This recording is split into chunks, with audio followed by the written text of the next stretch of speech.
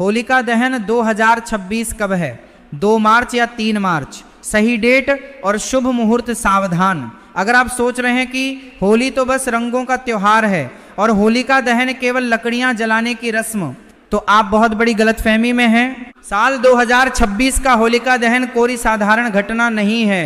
ग्रहों की चाल बता रही है कि इस बार आकाश मंडल में एक ऐसा योग बन रहा है जो पिछले कई दशकों में नहीं देखा गया। एक छोटी सी गलती, बस एक छोटी सी चूक आपके पूरे परिवार पर भारी पड़ सकती है।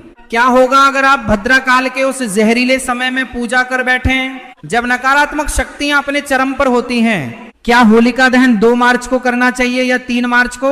यह सवाल केवल कैलेंडर का नहीं है, यह सवाल है आपके घर की सुख शांति और सुरक्षा का। आज के इस वीडियो में हम उस रहस्य से पर्दा उठाएंगे जिसे जानने के लिए बड़े बड़े ज्योतिषी भी पंचांग के पन्ने पलट रहे हैं। वीडियो के अंत तक आपको वो सटीक समय पता चलेगा, वो एक खास उपाय पता चलेगा जो आपकी सोई हुई किस्मत को हमेशा के लिए जगा सकता है। लेकिन अगर आपने बीच में वीडियो छोड़ा तो शायद आप वो महत्वपूर्ण जानकारी खो देंगे जो इस साल आपके लिए जानना अनिवार्य है।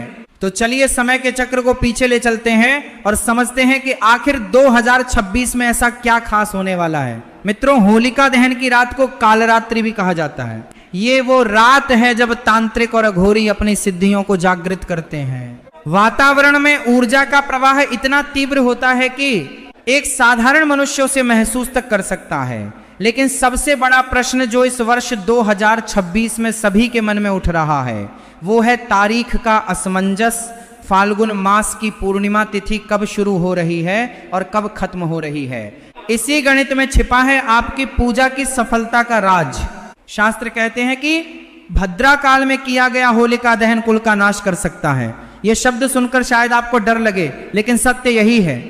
भद्रा सूर्य देव की पुत्री और शनिदेव की बहन है। उनका स्वभाव इतना उग्र है कि ब्रह्मा जी ने उन्हें पंचांग के एक विशेष हिस्से में स्थान दिया है और कहा है कि जब भद्रा पृथ्वी लोक पर विचरण करेंगी उस समय कोई भी मांगलिक कार्य या अग्नि से जुड़ा कार्य नहीं किया जाएगा। और 2026 में भद्रा का साया होलिका दहन पर बहुत गहरा मंडरा रहा है। अब बात करते हैं उस दुविधा की जो आपको परेशान कर रही है। 2 मार्च या 3 मार्च? पंचांग के अनुसार 2026 में फाल्गुन पूर्णिमा की तिथि 2 मार्च को दोपहर के बाद शुरू हो रही है। लेकिन यहीं पर एक पेंच है, जैसे ही पूर्णिमा शुरू होगी उसके साथ ही भद्रा भी अपना विकराल रूप लेकर खड़ी हो जाएगी। तो क्या 2 मार्च की रात को होलिका जलाना सुरक्षित है या फिर हमें 3 मार्च का इंतजार करना चाहिए? इस रहस्य को सुलझाने से पहले आपको यह समझना होगा कि होलिका दहन की अग्नि साधारण अग्नि नहीं होती। यह वो अग्नि है जिसमें अहंकार जलकर खाक होता है और भक्ति का सोना तपकर कुंदन बनता है। याद कीजिए उस पौराणिक गाथा को, भक्त प्रहलाद की कथा को। हिरण्यकश्यप, वो अहंकारी राजा जो खुद को भगवान मानता था, उसने अपनी ही बहन होलिका को यह आदेश दिया कि वो प्रहलाद को लेकर अग्नि में बैठ जाएं। होलिका के पास एक वरदान था, एक ऐसी चादर जो उसे आग से बचा सकती थी। जरा उस दृश्य की कल्पना कीजिए, एक छोटा सा बालक, मात्र कुछ वर्ष का प्रहलाद, जिसके मुख पर न डर है न भय, केवल नारायण का नाम है, और दूसरी तरफ क्रूरता की मूरत होलिका जिसे अपने वरदान पर घमंड है। लकड़ियों का ढेर सजाया गया, आग लगाई गई, लपटें आसमान छूने लगी, पूरा नगर ये तमाशा देख रहा था। सबको लगा कि आज प्रहलाद का अंत निश्चित है, लेकिन नियति ने कुछ और ही लिख रखा था। अचानक तेज हवा चली, वो चादर जो होलिका ने ओढ़ रखी थी उड़कर प्रहलाद के ऊपर आ गई। होलिका जो आग से सुरक्षित थी वो जलकर राख हो गई और प्रहलाद जिसे मारने की साजिश रची गई थी वो अग्नि के बीच से जीवित और सुरक्षित बाहर निकल आए। ये कथा हमें क्या सिखाती है? यही कि जब आप ईश्वर पर भरोसा रखते हैं तो बड़े से बड़ा संकट भी आपका कुछ नहीं बिगाड़ सकता।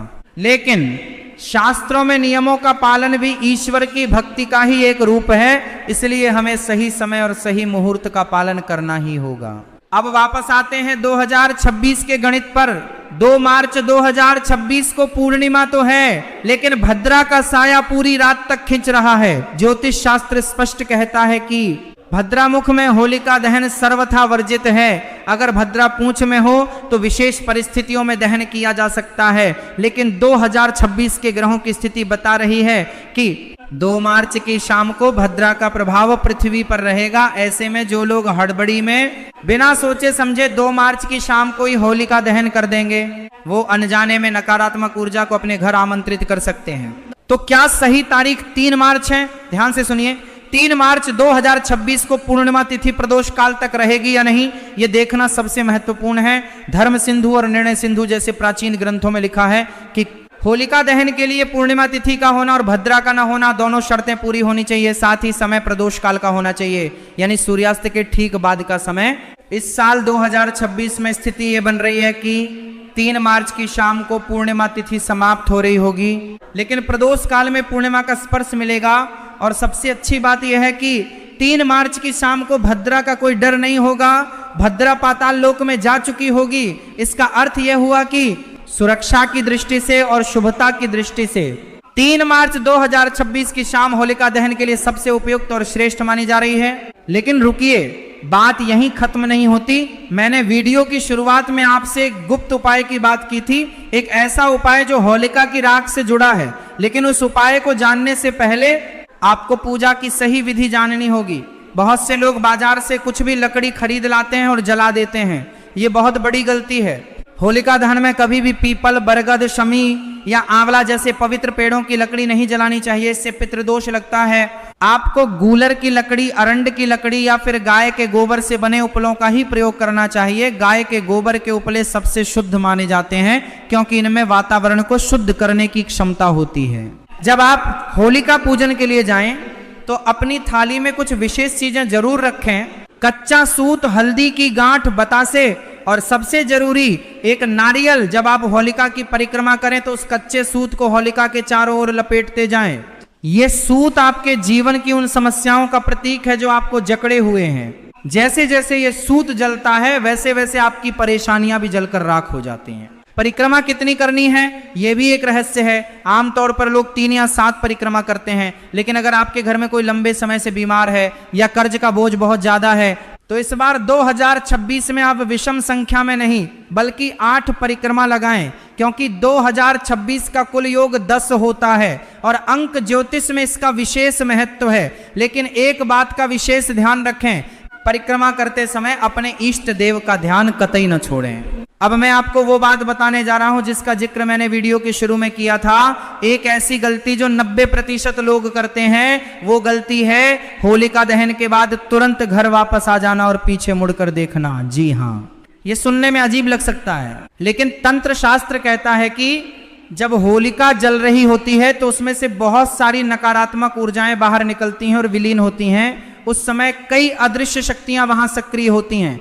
जब आप पूजा करके लौटें तो सीधे अपने घर आएं, किसी चौराहे पर न रुकें, किसी से बात न करें और सबसे जरूरी पीछे मुड़कर जलती हुई होली को न देखें। ऐसा माना जाता है कि पीछे मुड़कर देखने से आप उस नकारात्मकता को अपने साथ जुड़ने का आमंत्रण दे देते हैं।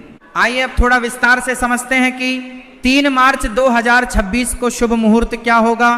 पंचांग की गणना के अनुसार 3 मार्च को सूर्यास्त के बाद शाम 6:25 से लेकर रात 8:50 तक का समय सबसे उत्तम, सबसे पवित्र और सबसे शक्तिशाली है। इसे नोट कर लीजिए। शाम 6:25 से रात 8:50 ये वो समय है जब भद्रा का साया नहीं होगा। पूर्णिमा की सकारात्मक ऊर्जा अपने चरम पर होगी। इस समय की गई पूजा सीधे ईश्वर तक पहुंचती है। लेकिन अगर किसी कारणवश आप इस समय पूजा न कर पाए तो क्या करें? क्या कोई दूसरा विकल्प है? जी हाँ, निशीत काल, ये मध्य रात्रि का समय होता है। लेकिन यह समय केवल तांत्रिक क्रियाओं या विशेष साधनाओं के लिए होता है। गृहस्थ लोगों के लिए, परिवार वाले लोगों के लिए प्रदोष काल यानी शाम का समय ही सर्वश्रेष्ठ है। अब बात करते हैं राशि के अनुसार आपको अग्नि में क्या अर्पित करना चाहिए। यह जानकारी आपके भाग्य को बदल सकती है। मेष और वृश्चिक राशि के जातक, आप लोग अग्नि में गुड़ और लाल मसूर की दाल अर्पित करें। यह आपके मंगल को मजबूत करेगा और भूमि विवादों से मुक्ति दिलाएगा। वृषभ और तुला राशि वाले, आप लोग कपूर और सफेद तिल अग्नि को समर्पित करें। इससे आपके जीवन में विलासिता और सुख की वृद्धि होगी। शुक्र ग्रह प्रसन्न होंगे। मिथुन और कन्या राशि के लोग, आप हरी मूंग की दाल और इलायची होलिका में डालें। ये आपकी वाणी को मधुर करेगा और व्यापार में रुकी हुई प्रगति को गति देगा। कर्क राशि के जातक, आप चावल और थोड़ा सा दूध अग्नि में अर्पित करें। इससे मानसिक शांति मिलेगी और तनाव दूर होगा। सिंह राशि वाले, आप केसर और गेहूं के दाने अर्पित करें, यह सूर्य को मजबूत करेगा और आपको समाज में मान सम्मान दिलाएगा। धनु और मीन राशि के लोग, आप पीली सरसों और हल्दी की गांठ अग्नि में डालें, गुरु ग्रह की कृपा से धन और ज्ञान की वर्षा होगी। मकर और कुंभ राशि के जातक, आप काले तिल और लोबान का प्रयोग करें, शनि देव की कृपा से आपके सारे बिगड़े काम बन जाएंगे। मित्रों, ये उपाय छोटे लग सकते हैं लेकिन इनका प्रभाव बहुत गहरा होता है। जब आप अपनी राशि के स्वामी ग्रह की प्रिय वस्तु को अग्नि के माध्यम से देवताओं तक पहुंचाते हैं तो उसका फल कई गुना होकर आपको वापस मिलता है। अब समय है उस महा उपाय को जानने का जो आपको धनवान बना सकता है। यह उपाय आपको होलिका दहन के अगले दिन सुबह करना है, यानी जब आग शांत हो जाए आपको क्या करना है, होलिका दहन की अगली सुबह ब्रह्म मुहूर्त में उठें, स्नान आदि करके शुद्ध हो जाएं, फिर होलिका दहन स्थल पर जाएं, वहां की राख जो अब ठंडी हो चुकी होगी उसे प्रणाम करें, उस राख को थोड़ा सा उठा लें। इस राख को होली भस्म कहते हैं। ये कोई साधारण राख नहीं है, इसमें देवताओं का आशीर्वाद और अग्नि की शुद्धता समाहित है। इस राख को घर ले आए, इसमें थोड़ा सा नमक और राई मिलाएं। अब इस मिश्रण को एक लाल कपड़े में बांधकर एक पोटली बना ले। इस पोटली को अपनी तिजोरी में या जहां आप पैसा रखते हैं वहां रख दें। विश्वास मानिए 2026 खत्म होने से पहले आप देखेंगे कि आपके धन के स्रोत कैसे खुलने लगे हैं। ये राख आपके धन को नजर लगने से बचाएगी और बरकत को खींच कर लाएगी। इसके अलावा इस राख का तिलक अपने माथे पर और अपने बच्चों के माथे पर जरूर लगाएं। ये एक सुरक्षा कवच की तरह काम करता है। बुरी नजर, ऊपरी हवा या किसी की ईर्ष्या, कोई भी नकारात्मक शक्ति आपके परिवार का बाल भी बांका नहीं कर पाएगी। एक और महत्वपूर्ण बात जो आपको ध्यान रखनी है, होलिका दहन की रात को घर में कलह क्लेश बिल्कुल न करें। ये रात प्रेम और सौहार्द की है। अक्सर देखा गया है कि त्योहारों पर छोटी छोटी बातों पर झगड़े हो जाते हैं। याद रखिए, जिस घर में इस रात को रोना धोना या चिल्लाना होता है वहां लक्ष्मी कभी नहीं ठहरती। अपने घर के वातावरण को सुगंधित रखें, गूगल या लोबान की धूप जलाएं। गर्भवती महिलाओं को होलिका दहन के समय विशेष सावधानी बरतनी चाहिए। बुजुर्ग कहते हैं कि गर्भवती महिलाओं को होलिका की परिक्रमा नहीं करनी चाहिए और न ही जलती हुई अग्नि को बहुत करीब से देखना चाहिए। ये गर्भस्थ शिशु के लिए अच्छा नहीं माना जाता। वे दूर बैठकर केवल हाथ जोड़कर प्रार्थना करें, प्रहलाद की रक्षा करने वाले नारायण उनके शिशु की भी रक्षा करेंगे। मित्रों, 2026 बहुत बदलावों वाला साल है। दुनिया भर में उथल पुथल मची है। ऐसे में हमारी संस्कृति और हमारे रीति रिवाज ही हैं जो हमें एक सूत्र में बांधे रखते हैं और हमें मानसिक बल देते हैं। होलिका दहन हमें सिखाता है कि बुराई चाहे कितनी भी शक्तिशाली क्यों न हो, उसका अंत निश्चित है। सत्य परेशान हो सकता है लेकिन पराजित नहीं। जैसे प्रहलाद ने विश्वास नहीं छोड़ा, वैसे ही आप भी अपने जीवन की कठिनाइयों से हार न माने। ये होली आपके जीवन के सारे कष्टों को जला दे और आपके जीवन में खुशियों के नए रंग भर दे।